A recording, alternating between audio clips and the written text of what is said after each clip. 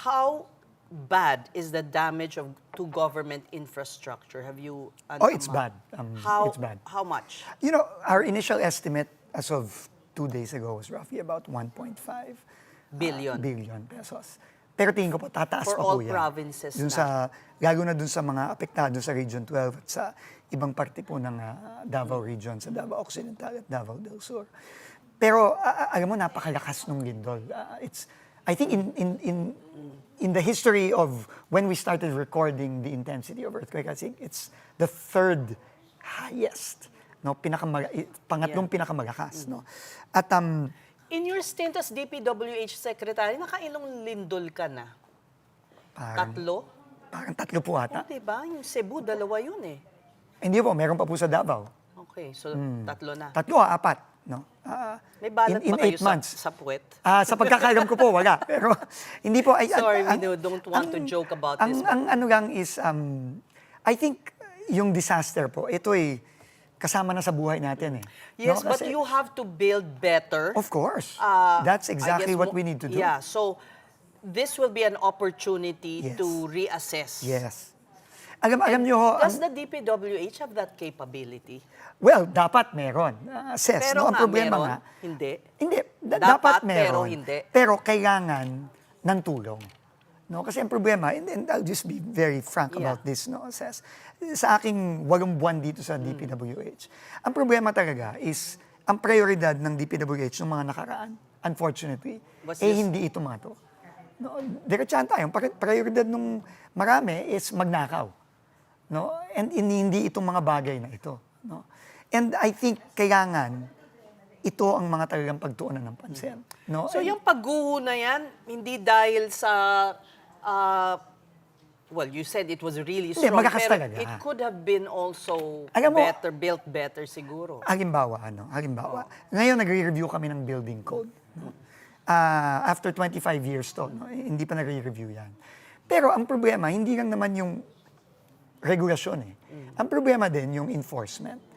No? Marami ng mga sumulat sa akin ngayon ng mga organizations all over na maraming both private and even public infrastructure na gumagamit ng mga substandard na materyales.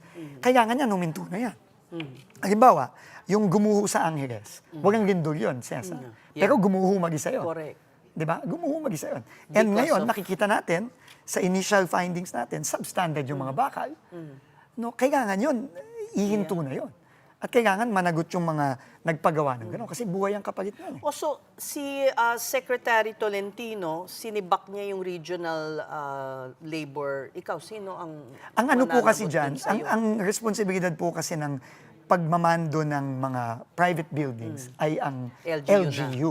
No, so ngayon, nakikipagtulungan po kami kay Mayor John. But Pero you may also have your kailangan- regional But we don't do private. we don't assess private buildings assess. Pero kailangan managot 'yon, assess. Paano nakalusot 'yon? O sige, sabi mo, in all honesty, nakita mo na wala masyadong tinutuunan ng pansin kundi kumita lamang yung DPWH. Anong nagawa mo in your how many months? pa 8 lang? buwan. 8 buwan. Po.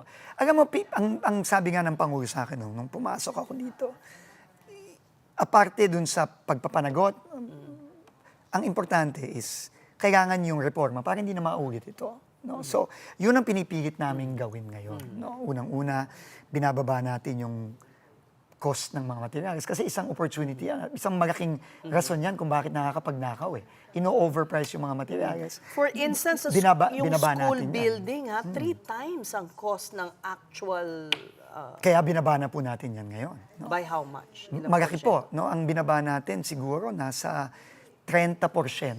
No? Ang pagbaba natin. At pinapantay na natin ngayon ang presyo ng local government, the provincial government, pati ng pribadong sektor. No? So it's a major overhaul that you're Major doing. talaga eh. And then, yung importante din dyan, yung kultura sa DPWH, lalong-lalo na yung mga tao. Dati kasi, ang problema dyan, yung mga taong dapat napopromote, nagiging district engineer, nagiging regional director, yan, hindi yan pinopromote. No? Ang pinopromote dyan, yung mga Magagakas kay ganito, magagakas kay ganyan. Kailangan matigil na po yan. So ginagawa mo Yan po ang ginagawa natin yan. And we're trying to infuse new blood, very young, very dynamic people. But it's not easy, Cesar. This system has been there for decades. But we just have to try to do what we can in the limited time we have.